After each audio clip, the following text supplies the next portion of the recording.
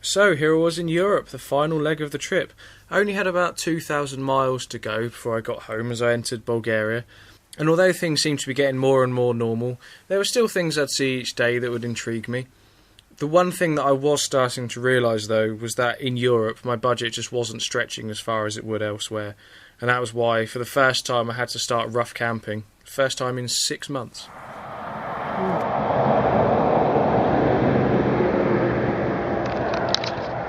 Morning. Well, I have stayed in more relaxed places, I suppose. It's not too bad though, but it's free.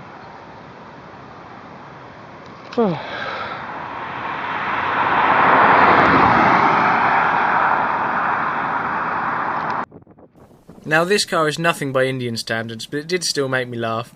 But also, one thing I did like in Bulgaria was this BMW GS 1200 on the back of a tow truck.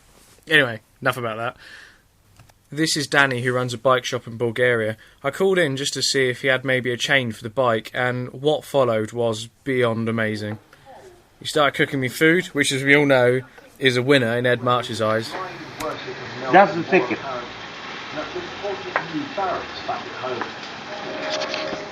I want to live here. Guys, and hopefully some girls, I'm about to show you around the best bike shop in the world ever. This is the engine department.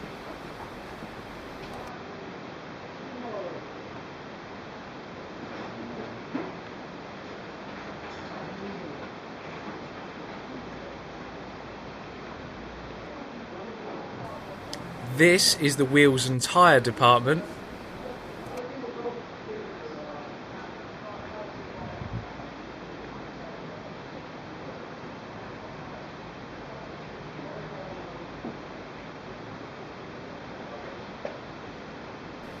This is where you keep your motorcycle forks on the right and the exhausts on your left.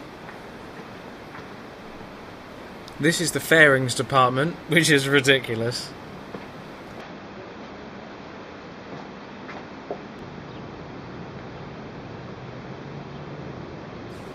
And then there's the bikes that are for sale. Oh, they're just everywhere, just so many different kinds. Most of them I've never seen before. There were two-stroke Harley Davidsons, a Honda Valkyrie, this BMW Cruiser, a jet engine, because that's going in something at some point apparently. And the best bike shop in the world, of course, has to have a C90. And then there were Danny's friends, who I think I have to admire their fashion sense, because I couldn't pull that look off, but they were so cool. And I was here because what I thought were chain problems actually turned out to be occasional gearbox issues that they were going to try and fix for me, apparently. I was just showing some videos to these guys, and I turned round and the engine is out on the floor and in pieces, which is Where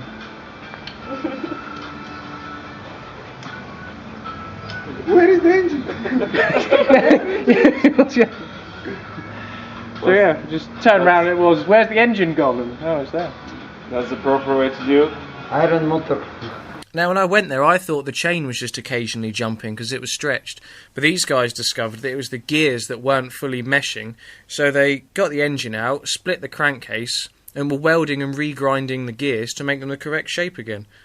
This is some awesome camera work of me just capturing all of the action in this shot. It was all too much for some of us though. And with the gearbox all welded up, the guy slotted the engine back in for me, but I'd finally got to the bottom of the noise that I got in Iran. About 2,500 miles ago, 90 was making a strange noise, like a rattling, and I've discovered what it is 2,500 miles later.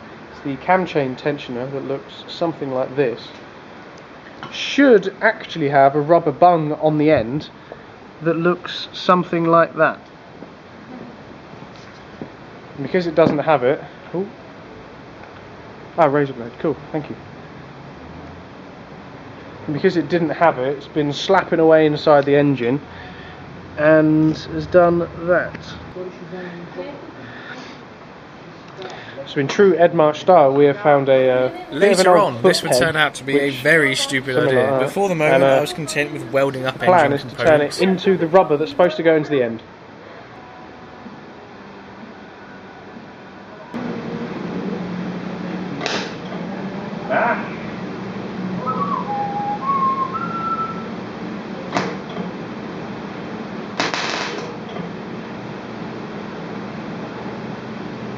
Fuck me, I did it. I did not see that happen. So eventually now we're coming to the actual moment of truth. He's recording, yeah? He's got the timer. It is, yeah? Yeah. So as a matter of fact, let's give it a little bit of a kick. Alright. Go on, mate. Kick number 1. Fuck me, I did it. There you go. Starts on kick number 1. Are we good or what? Well, Got my gears back. so far so good, All good. says you. Then all the guys took me sightseeing and took me out for lunch and dinner 2 or 3 days on the trot and wouldn't let me pay for a single thing. Yeah. Then they'd take me out at night, we'd all pile in the minibus and then go off into town. But yeah, all of these guys are awesome. Also, the guy next to me isn't a Nazi. I asked him about that symbol and I was drunk and I've forgotten the answer, but he's not a Nazi. Yes, my anyway, yeah, master. they're awesome. Now we're talking. But time was ticking, so I had to leave, and I was starting to follow the Danube back to Europe, heading through Romania, and I finally found somewhere to grease my suspension. Well, I've been searching from country to country since Turkey. Done nearly, I don't know, 1,500 miles. Haven't been able to find a grease gun, but this guy here is by the side of the road.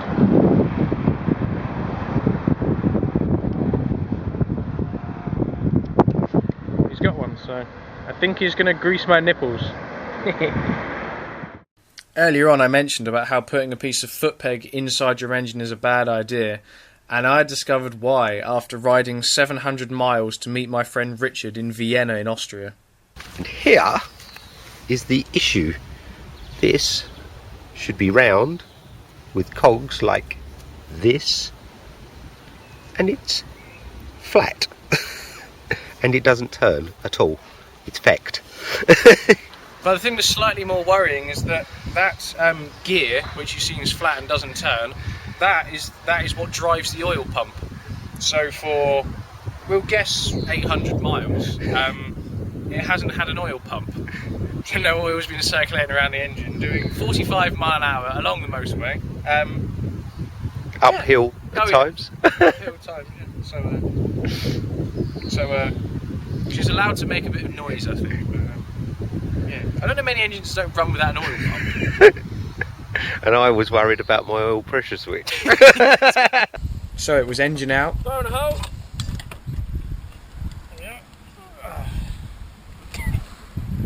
It's a very heavy and cumbersome engine.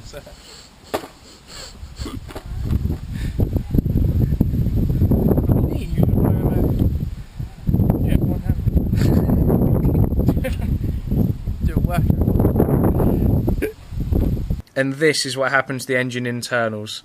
This is the camshaft after being run for 800 miles over 3 days at 7,000 RPM with no oil. This is the camshaft follower.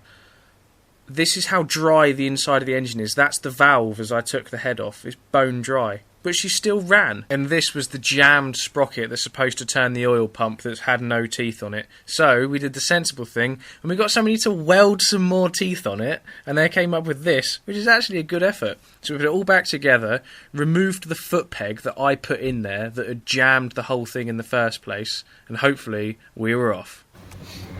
Okay, gear welded, engine back together. Ed, what are you doing? Oh, simple. Chain smoking.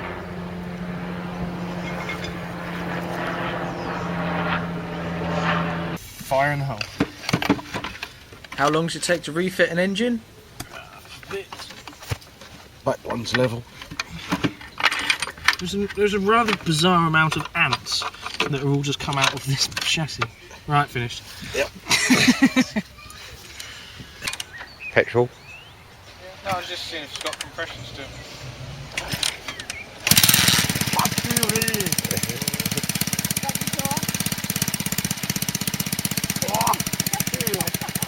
And so me and 90 were off again, and Europe was obviously announcing my return.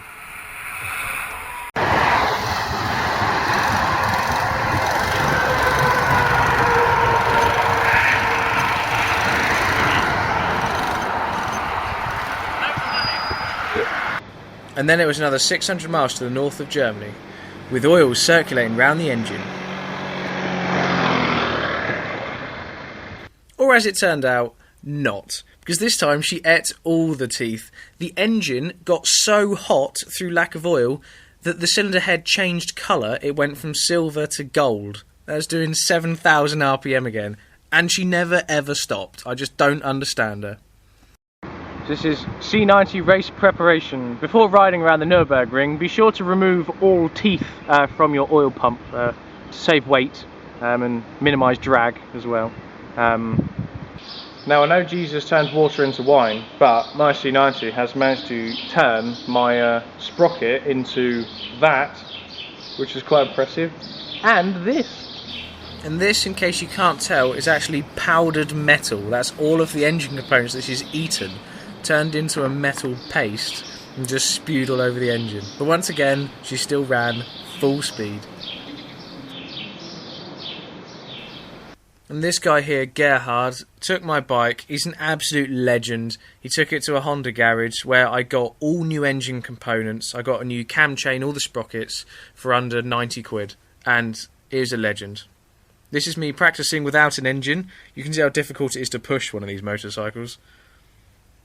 And as we all know, scooting your adventure motorcycle barefoot is extremely difficult.